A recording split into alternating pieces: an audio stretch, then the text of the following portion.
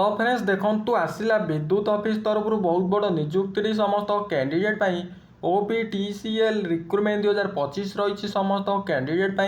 Total vacancy देखंतु 117 vacancy रोची salary देखंतु 65,000 plus salary मिलिबो जदि आपण माने केवल दशमटीए एवं जदि आपण माने केवल आईटीआई डिप्लोमाटी पास करछंती तेबे ई पोस्ट पई एप्लीकेबल रहउछंती सबु जिल्ला रे पुरुष एवं महिला प्रार्थी माने उभय प्रार्थी माने आवेदन करि पारिबे ई फॉर्मटी को तेबे एथिरे केउ पोस्ट रो नियुक्ति रहिछि सेथिरे केतो बयस क्वालिफिकेशन आवश्यक रहिबो केमिति आपण माने एथिरे आवेदन करि पारिबे सिलेक्शन प्रोसेस कोन रहिबो एवं एथिरे सिलेक्शन टी पाउतिले पोस्ट अनुसार केते टंका सैलरी बा दरमा पाइबे ए सब विषय रे ए टू जेड इनफॉरमेशन आज मु आपण मानकू वीडियो माध्यम रे प्रोवाइड करदेबी जदि एथिरे अप्लाई करबा को इंटरेस्ट रखुचंदी तेबे वीडियो को संपूर्ण देखि नेबे वीडियो भल लागिले गोटे लाइक करिवे चैनल को नुआ करी आसीतिले सब्सक्राइब करी बेल नोटिफिकेशन ऑल बटन रे सेट करिवे जहा द्वारा फ्यूचर रे आसीबाकू थिबा एई नियुक्तिर अपडेट इनफॉरमेशन प्रथमे पाई परिबे तेबे वर्तमान आसंतु देखिनेबा कौन रही विद्युत विभाग नियुक्तिर डिटेल इनफॉरमेशन फ्रेंड्स जदि आपण माने आवेदन करने को चाहते ये पोस्ट को तेबे आपण माने निज मोबाइल माध्यम गूगल क्रोम टी ओपन करंतु एवं सेथिरे सर्च करंतु odisha.jobguru.com सर्च करंतु सर्च कर सारिबा पर देखंतु प्रथम वेबसाइट शो करिवो समस्त कैंडिडेट पई odisha.jobguru.com टी रही एई उपरे क्लिक करंतु क्लिक कर सारिबा पर देखंतु एई बळी किछि शो करिवो समस्त कैंडिडेट पई देखंतु मु आपण मानकू कहि रखितली ओपीटीसीएल रिक्रुटमेंट रही समस्त कैंडिडेट तेबे एई पोस्ट पर क्लिक करंतु क्लिक कर सारिबा पर फ्रेंड्स देखंतु एई बळी किछि शो करिवो समस्त कैंडिडेट जदि आपण माने नोटिफिकेशन पीडीएफ टी डाउनलोड करबा को चाहउछंती तेबे एई पर क्लिक करी आपण माने नोटिफिकेशन पीडीएफ टी डाउनलोड करि पारिबे एवं देखंतु आपणकर ऑर्गेनाइजेशन नेम कौन रही समस्त candidate Odisha power transmission corporation limited रही समस्त कैंडिडेट एप्लिकेशन स्टार्ट डेट देखंतु 30/5/2025 रु स्टार्ट हो गलानी एप्लिकेशन क्लोज डेट देखंतु 29/6/2025 रही समस्त कैंडिडेट जदि आपण माने ऑफिशियल वेबसाइट की विजिट करने को चाहते तेबे www.optcl.co.in रही समस्त कैंडिडेट आपण माने विजिट करि पारिबे नंबर ऑफ वैकेंसी देखंतु 71 वैकेंसी रोची टाइप ऑफ जॉब टी देखंतु परमानेंट रोची कैटेगरी ओडिशा गवर्नमेंट जॉब टी रोची नेम ऑफ द पोस्ट देखंतु जूनियर मैनेजमेंट ट्रेनिंग पोस्ट रोची समस्त कैंडिडेट एप्लिकेशन मोड टी देखंतु आपण माने ऑनलाइन माध्यम रे आवेदन करि पारिबे who can apply all Odisha रो कैंडिडेट पिला माने आवेदन करि पारिबे जॉब लोकेशन ओडिशा रही समस्त कैंडिडेट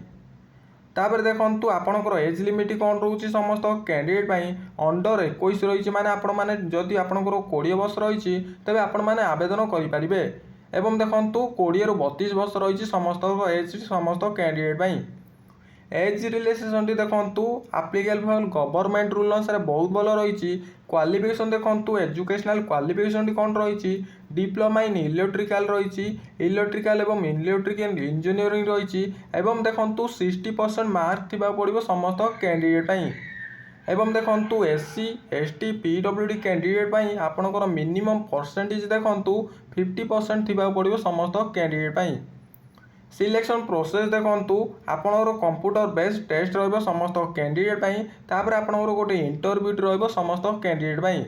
आपण माने दुईटी स्टेप दे आपण माने सिलेक्शन रहउछंदी समस्त कैंडिडेट पिले माने तापर देखंतु केतोडी वैकेंसी रहउची जूनियर मैनेजमेंट ट्रेनिंग पोस्ट पा देखंतु 71 वैकेंसी रहउची समस्त कैंडिडेट केवल आपणकर 71 वैकेंसी रहउची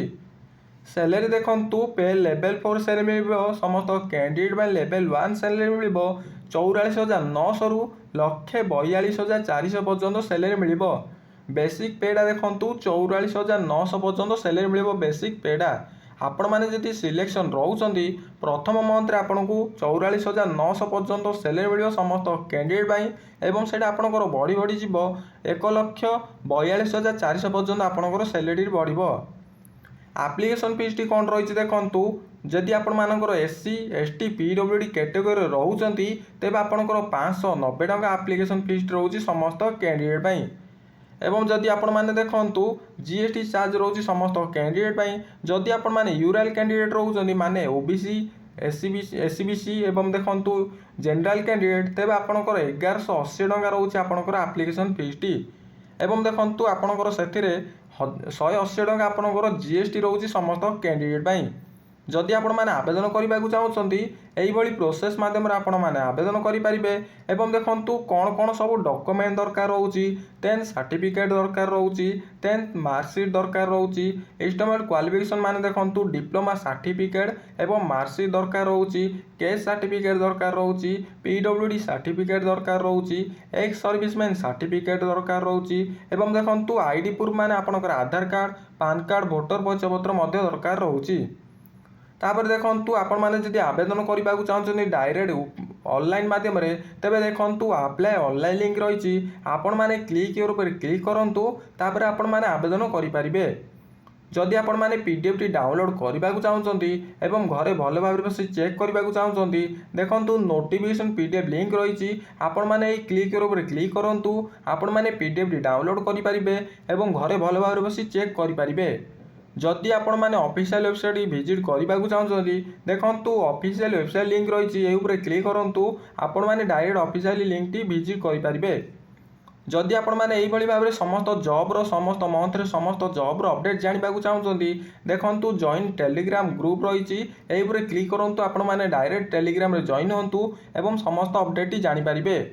तापर देखंतु आपण माने किपरि ऑनलाइन माध्यम आवेदन करेंगे देखंतु क्लिक ऊपर क्लिक कर सारिबा परे एही भली किछि शो करिवो समस्त कैंडिडेट पाई देखंतु आपणकर रही ओडिशा विद्युत शक्ति संरक्षण निगम लिमिटेड रही समस्त कैंडिडेट पाई देखंतु स्टेप 1 कौन रही आपण माने किपरि रजिस्ट्रेशन करेंगे एवं समस्त प्रोसेस रही समस्त कैंडिडेट पाई जदि आपण माने न्यू रजिस्ट्रेशन तेबे न्यू रजिस्ट्रेशन उपर क्लिक करंतु आपण माने प्रथमे रजिस्ट्रेशन करंतु तापर आपण माने साइन इन करी आपण माने रजिस्ट्रेशन करि सारिबा परे साइन इन करी आपण माने फॉर्म फिलअप टी करि परिबे जदि आपण माने केबे आपण माने जदि रजिस्ट्रेशन करि सारिचंती डायरेक्ट आपण माने साइन इन करंतु एवं देखंतु रेडी फॉर रजिस्ट्रेशन रही आपण माने साइन इन करि सारिबा परे आपण माने डायरेक्ट आवेदन करि परिबे तो फ्रेंड्स यही प्रोसेस माध्यम आपण माने आवेदन करि परिबे जदि किछि भी डाउट रहउची मते ए वीडियो कमेंट बॉक्स रे मेसेज करिवे मु आपनकर जा भी किछि डाउट रहिथिबो क्लियर करिबा पई चेष्टा करिबी मु आशा करुच्ची आपण मानक वीडियोटी भल लगी जदि वीडियोटी भल लगी तेबे गोटे लाइक करी चैनल को सब्सक्राइब करी बेल नोटिफिकेशन ऑल बटन रे सेट करिवे रहउची देखाबो आउ गोटे नुआ वीडियो रे जय जगन्नाथ।